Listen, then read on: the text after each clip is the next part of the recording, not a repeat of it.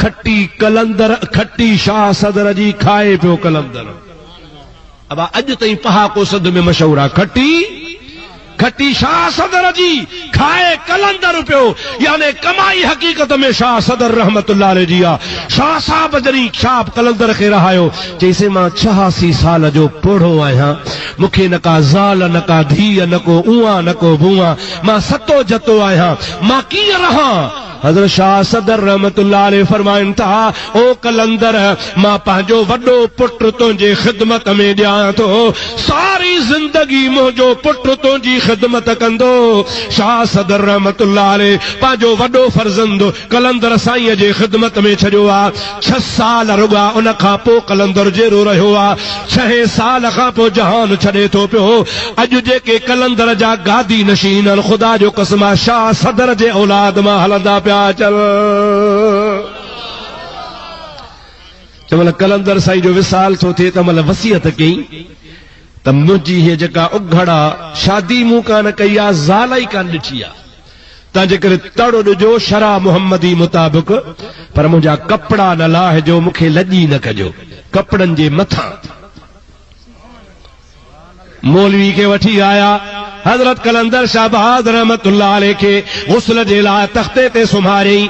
मौलवीअ खे ॿुधायो त साईं झलियो आहे त कपिड़ा न लाहिजो, पर मुल्ला ज़िद कयो, चए न बाबा कपिड़ा लहंदा भली लाह। हिकिड़ो कपिड़ो लाथई त ॿियो पियो आहे, ॿियो लाथई त टियों पियो आहे, टियों लाथई त चौथो पियो आहे, चौथो लाथई त पंजो पियो आहे। कपिड़ा लहंदा विया, मुल्ला बि ज़िद कोन छॾियो।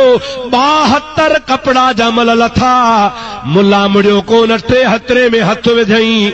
कलंदर साईं तख्त ते सुतो पियो आहे, तख्ते ते कफन मुजादा गुस्ल वारे तख्ते ते गुज़ारे वियो आहे।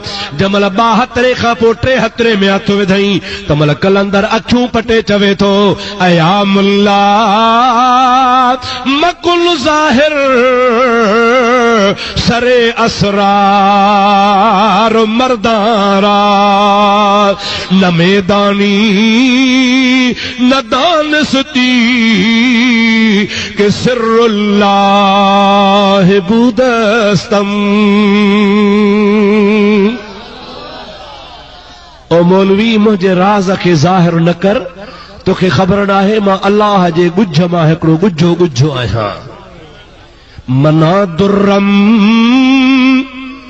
के दर बहरे जलालुल्लाह बुदस्तम, बकोहे तूर बा मूसा कलीमुल्लाह बुदस्तम।